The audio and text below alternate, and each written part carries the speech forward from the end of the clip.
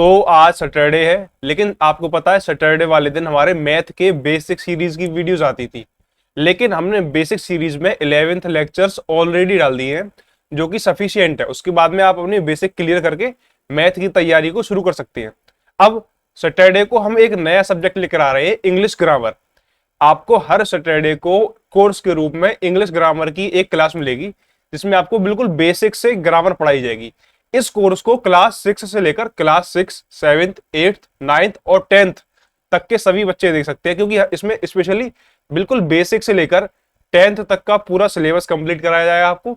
और आज पहला लेक्चर है, तो आज हम नाउन से स्टार्टिंग करेंगे, और सिलेबस कंप्लीट कराने के बाद में क्लास 10th के जो PYQs होंगे इंग्लिश ग्रामर के यूपी बोर्ड के, उन्हें भी सॉल्व कराया जाएगा। तो बिना देरी किए चलिए अपने नए कोर्स को आज सैटरडे से स्टार्ट करते हैं।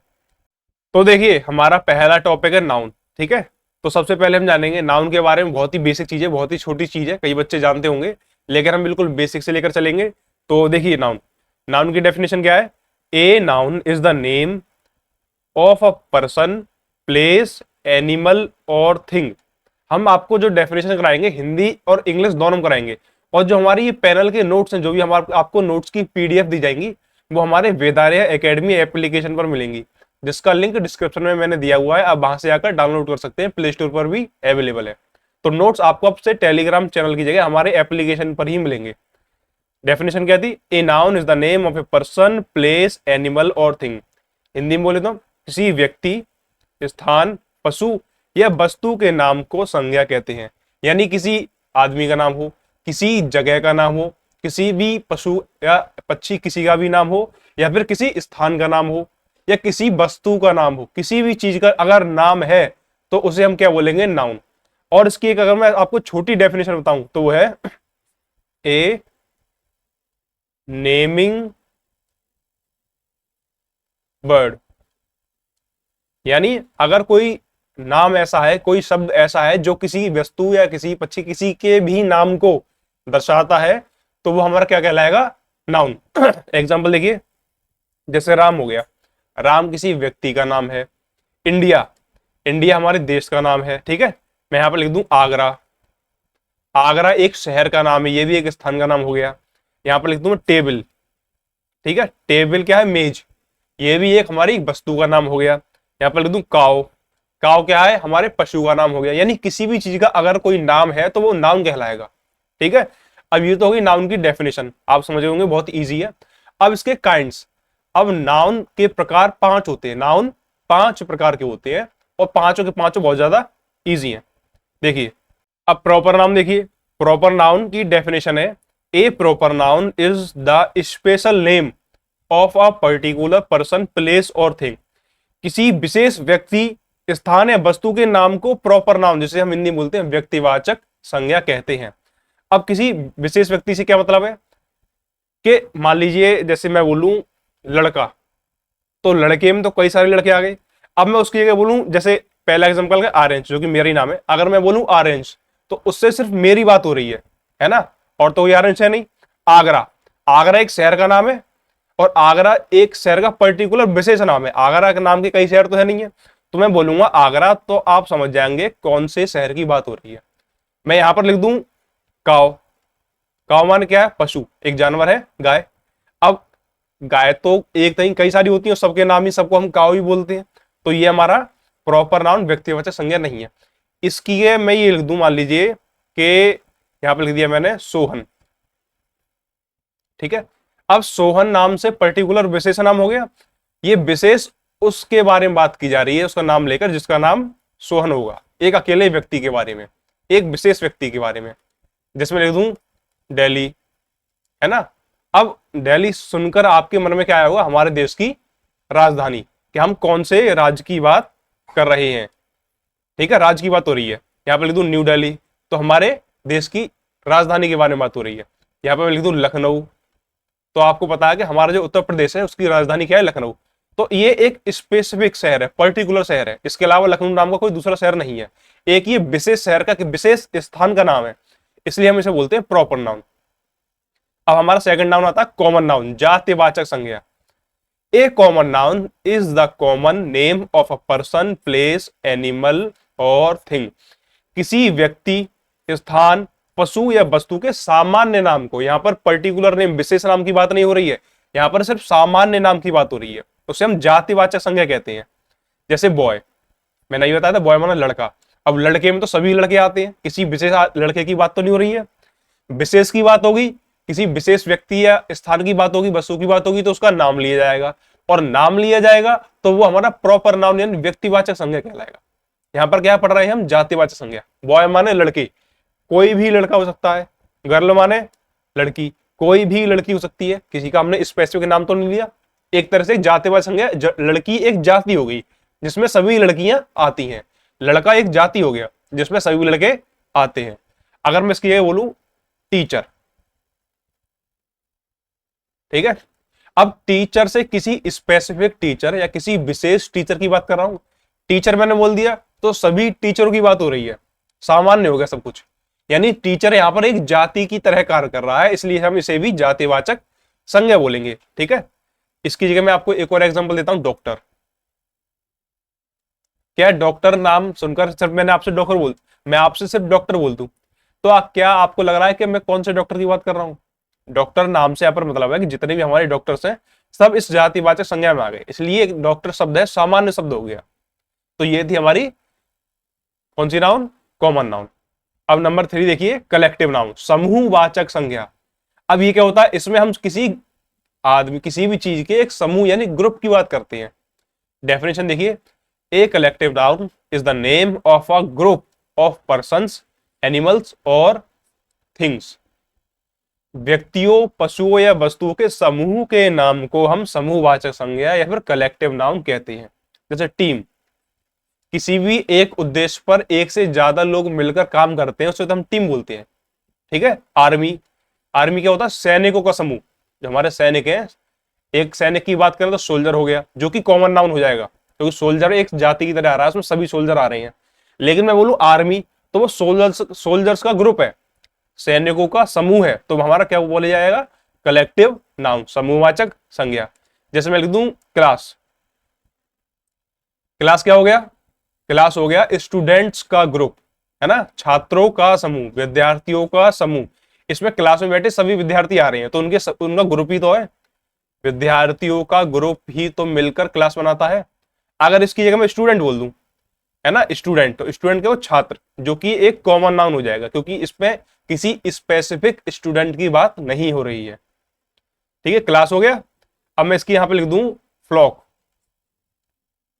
फ्लॉक होता है पक्षियों का समूह। ठीक है, उड़ते हुए पक्षियों का समूह, उड़ते हुए पक्षियों का समूह तो हम फ्लाइट बोलते हैं, FLIGHT।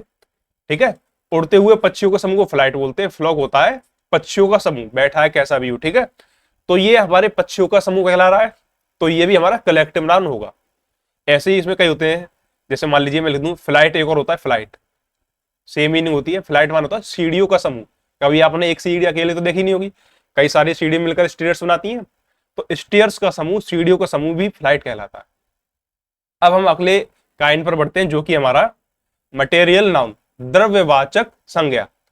किसी भी धातु का, किसी भी ऐसी चीज का जो धातु होती है उसका नाम क्या कहलाता है, material noun. A material noun is the name of a material और substance from which things are made. जिस पदार्थ या द्रव्य से वस्तुएं बनाई जाती है, पदार्थ और द्रव्य, द्रव्य माने लिक्विड वाली चीजें, जैसे पानी हो गया, तेल हो गया, ऑयल हो गया। ठीक है, ये सारी चीजें हमारी द्रव्य कहलाती हैं। से वस्तुएं बनाई जाती है उसके नाम को मटेरियल नाउन, द्रव्यवाचक संज्ञा कहते हैं। जैसे गोल्ड, गोल्ड सोना, एक धातु है, सिल्वर भी एक धातु है। यहाँ पर मैं दूं वाटर, वाटर भी एक तरह से द्रव्य में आता है तो हम मटेरियल नाउन बोल सकते हैं। मैं यहाँ पर दूं वुड, वुड माने लकड़ी, लकड़ी से भी कई सारी चीजें बनती हैं तो ये भी हमारा मटेरियल नाउन हो गया। एक और लिख देते हैं एग्जांपल, जैसे मान लीजिए ऑयल ले ली, चलिए ऑयल बताया था मैंने, है ना, तो ये भी हमारा मटेरियल नाउन, द्रव्यवाचक संज्ञा कहलाएगा। तो आपके चौथी परिभाषा भी सरलती समझ में आ गई होगी। अब चलते हैं लास्ट वाली पर, एब्स्ट्रैक्ट नाउन, भाववाचक संज्ञा। इसमें जो व्यक्ति के मन में जो भाव उठते हैं हम उनके बारे में बात करते हैं, अचानक से उठने वाले भाव, एक तरह से, और जिसे हम देख नहीं सकते। जैसे डेफिनेशन देखिए, an abstract noun is the name of a quality, feeling, action और स्टेट। किसी गुण, भाव, अवस्था या क्रिया के नाम को एब्स्ट्रैक्ट नाउन भाववाचक संज्ञा कहते हैं। Example honesty. अब ऑनेस्टी मान क्या होता है? ईमानदारी। ईमानदारी को आप देख सकते हैं नहीं, आप फील कर सकते हैं, ये एक भाव है। ब्यूटी, सुंदरता, ये भी एक भाव है। किसी व्यक्ति को देखकर हमारे मन में भी ये भाव आता है। अब मैं यहां पर लिख दूं चाइल्डहुड। चाइल्डहुड से मेरा मतलब है बचपन से। बचपन, क्या आपने बचपन देखा है? आप जब बड़े हो जाते हैं बचपन को देख नहीं सकते, आप उनको याद करके उन्हें फील कर सकते हैं, वो एक भाव की तरह आपके मन में आता है। तो ये हमारे होते हैं एब्स्ट्रैक्ट नाउन। ठीक है, तो ये बहुत इजी थे। तो हमारे नाउन यहीं पर कंप्लीट होता है अपने डेफिनेशन और 5 एग्जांपल्स के साथ में। अब यहाँ पर जो कुछ यूपी बोर्ड के क्लास 10th के हाई स्कूल के जो पीवाईक्यूज होते हैं, जो बोर्ड एग्जाम में पहले ही आ चुके हैं, उनमें से मैंने नाउन से रिलेटेड कुछ क्वेश्चन लिए हैं, बहुत ही ईजी है, आपको बताना है। हमारा पहला क्वेश्चन है identify the noun and their kinds. हमारा पहला एग्जांपल है honesty is the best policy. इसमें हमें यह बताना है कि कौन कौन सा वर्ड नाउन है और वो किस काइंड का नाउन है, किस प्रकार का नाउन है पांचों में से। देखिए, ऑनेस्टी तो मैंने आपको जस्ट अभी बताया, ऑनेस्टी माने ईमानदारी, तो ये तो एक नाउन हो गया हमारा। ठीक है, अब honesty is the best policy, ईमानदारी एक अच्छी नीति है, तो नीति भी एक शब्द आ रहा है। ठीक है, तो पॉलिसी भी हमारा नाउन होगा। अब ऑनेस्टी किस तरह का नाउन होगा? जो मैंने आपको बताया, ऑनेस्टी होगा हमारा एब्स्ट्रैक्ट नाउन, क्योंकि ऑनेस्टी माने क्या होता है? ईमानदारी, तो जिसे हम फील कर सकते हैं, भाव है ये। ठीक है, बिल्कुल जस्ट मैंने आपको अभी बताया है। पॉलिसी माने होता है नीति। अब नीति तो कई तरह की होती है। नीति एक ऐसा शब्द है जो हर तरह की नीति के लिए उपयोग में लाया जा सकता है। किसी से भी रिलेटेड हम कोई पॉलिसी बनाते हैं, किसी कंपनी से, ठीक है, किसी सोशल चीज से रिलेटेड, वो सारी हमारी पॉलिसीज के अंडर आती हैं, जिसे हम हिंदी में नीति बोलते हैं। यानी नीति एक ऐसा शब्द है जो कई जगह यूज में आ सकता है, तो इसलिए हमारी क्या हो जाएगा? जातिवाचक संज्ञा। नीति एक जाति की तरह काम में आने वाला शब्द है, तो इसे बोलेंगे हम कॉमन नाउन। तो इसमें हमारे 2 ही नाउन थे। अगला देखिए, इसमें भी हमें नाउन पहचानना है और उसके काइंड बताने हैं। The Ganga is a Holi river. Ganga एक पवित्र नदी है। तो देखिए, गंगा शब्द है और रिवर है। रिवर माने क्या होता है? नदी, तो ये नाउन हो गया। ठीक है, गंगा भी एक नदी का नाम है, यानी स्पेसिफिक नदी के नाम के बारे में, स्पेसिफिक नदी के बारे में बात करी जा रही है। नदी बोलूंगा तो जितनी तरह की नदियां हैं वो सब आ जाएंगी, लेकिन गंगा बोला तो समझ जो गंगा नदी है, द गंगा, उसके बारे में ही, उनके बारे में ही बात करी जा रही है। तो ये स्पेसिफिक वर्ड हो गया, तो इसे हम बोलेंगे प्रॉपर नाउन। अब जो रिवर है, जिसे हम हिंदी में नदी बोलते हैं, ये एक जातिवाचक शब्द की तरह प्रयोग में आ रहा है, जाति की तरह, जिसमें सभी नदियां आती हैं, तो उसे हम बोलेंगे कॉमन नाउन। ये हो गया। अब देखिए question number 3, identify the nouns and their kinds. इसमें भी आपको नाउन और उसके काइंड बताने हैं। Our team won the match. हमारी टीम मैच जीत गई। तो टीम शब्द है, टीम माने किसी उद्देश्य को लेकर एक से ज्यादा लोगों का समूह, यानी ये तो हमारा हो गया कलेक्टिव नाउन, समूहवाचक संज्ञा, एक कलेक्टिव नाउन। अब मैच, मैच माने एक तरह से हम कुछ भी बोल सकते हैं, किसी भी तरह के मैच हो सकता है, तो इसे हम बोलेंगे कॉमन नाउन। ये हो गया। अब नेक्स्ट क्वेश्चन देखिए, ये सारे पीवाईक्यूज हैं जो आपके यूपी बोर्ड के क्लास 10th के एग्जाम में, इंग्लिश ग्रामर के एग्जाम में आ चुके हैं already. Choose the correct option. Gold is a, सोना क्या है? Proper noun, material noun, common noun, abstract noun. क्या सोना को हम सिर्फ फील कर सकते हैं, देख सकते हैं? देख सकते हैं तो एब्स्ट्रैक्ट नहीं होगा। गोल्ड कॉमन नाउन नहीं होगा, क्योंकि जाति की बात नहीं हो रही है। गोल्ड एक धातु है, तो ये मटेरियल नाउन होगा, प्रॉपर नाउन भी नहीं होगा, मटेरियल नाउन होगा। आपको मैंने एग्जांपल में ही बताया था। क्वेश्चन नंबर 5 देखिए, इसमें भी करेक्ट ऑप्शन को चूज करना है। ऑनेस्टी इज एन एग्जाम्पल और ऑफ। ऑनेस्टी माने क्या होता है? ईमानदारी। ये चारों नाउन में से कौन से नाउन का एग्जाम्पल है? ऑनेस्टी का मतलब होता है ईमानदारी, जिसे हम देख नहीं सकते, फील कर सकते हैं, भाव है ये एक, तो ये हमारा कौन सा होगा? एब्स्ट्रैक्ट नाउन होगा। बाकी के सारे ऑप्शन गलत होंगे। क्वेश्चन नंबर 6 देखिए, choose the correct option. Which one is a proper noun. 4 example दिए हैं, चारों में से कौन सा प्रॉपर नाउन है? व्यक्तिवाचक संज्ञा, यानी जिसमें किसी स्पेसिफिक वस्तु, स्थान, पशु, पक्षी या वस्तु, किसी के बारे में भी, व्यक्ति के बारे में बात हो रही हो। बॉय माने लड़का, लड़के एक जाति की तरह काम में आता है, सभी लड़के आ जाते नहीं है। सिटी माने शहर, शहर में जितने भी तरह के शहर होंगे वो सारे शहर आ जाएंगे, तो ये भी नहीं है। रिवर माने नदी, ये भी हमारा कॉमन नाउन है। दिल्ली, ये एक शहर का नाम है, लेकिन दिल्ली सुन के एक स्पेसिफिक शहर के बारे में बात करी जा रही है, इसलिए हमारा वो क्या कहते हैं, प्रॉपर नाउन होगा। क्वेश्चन नंबर 7 देखिए, which one is a collective noun. चारों ऑप्शन में से कौन सा कलेक्टिव नाउन है? आयरन धातु का नाम है, लोहा। ऑनेस्टी भाव है, एक एब्स्ट्रैक्ट नाउन हो गया। स्कूल, स्कूल एक प्लेस का नाम है, लेकिन एक तरह से हम ये कह सकते हैं कॉमन नाउन होगा, ठीक है, कई सारे स्कूल की बात हो रही है। आर्मी सैनिकों का समूह, सोल्जर्स का ग्रुप, इसमें ये हमारा कलेक्टिव नाउन हो गया। क्वेश्चन नंबर 8 देखिए, द डिफीटेड द एनिमी, दुश्मन को हरा दिया, किसने? सोने ने नहीं, ईमानदारी ने नहीं, सुंदरता ने नहीं, आर्मी ने, ठीक है, तो इसका ऑप्शन होगा ये। तो ये था हमारे नाउन का टॉपिक और इससे रिलेटेड कुछ हमारे यूपी बोर्ड के क्लास 10 के PYQs। अगर आपको हमारी ये वीडियो अच्छी लगी, वीडियो समझ में आई हो, तो प्लीज हमारे इस चैनल को सब्सक्राइब करिए और इस वीडियो को अपने उन दोस्तों के साथ शेयर कीजिए जिनका इंग्लिश ग्रामर बहुत वीक है, जिनकी ठीक से समझ में नहीं आता है, क्योंकि हम आपको हर सैटरडे ऐसे ही एक लेक्चर लेके आने वाले हैं। आज का लेक्चर थोड़ा छोटा हुआ, वरना जहां तक क्लास 1 घंटे की भी आने वाली है सैटरडे वाले दिन, ताकि हम इंग्लिश ग्रामर का कोर्स जल्दी से जल्दी कंप्लीट करा सकें।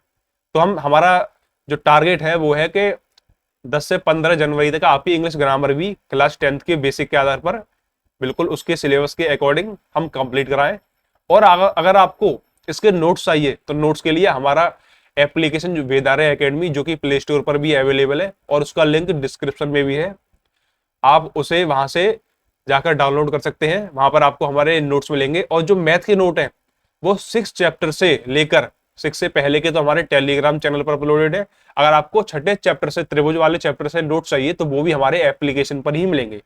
तो आज की वीडियो में इतना ही, मिलेंगे और अगली वीडियो में जो कि हमारी मंडे को आने वाली है मैथ से रिलेटेड, जिसमें मैं आपको क्लास 10th के मैथ के 6 चैप्टर की थेल्स प्रमेय को समझाने वाला हूं, बहुत ही इजी मेथड से। उस पूरी वीडियो में सिर्फ आपको थेल्स प्रमेय ही समझाई जाएगी एग्जाम्पल के साथ। तो मिलते हैं मंडे को, तब तक के लिए वीडियो देखने के लिए आपको बहुत बहुत धन्यवाद।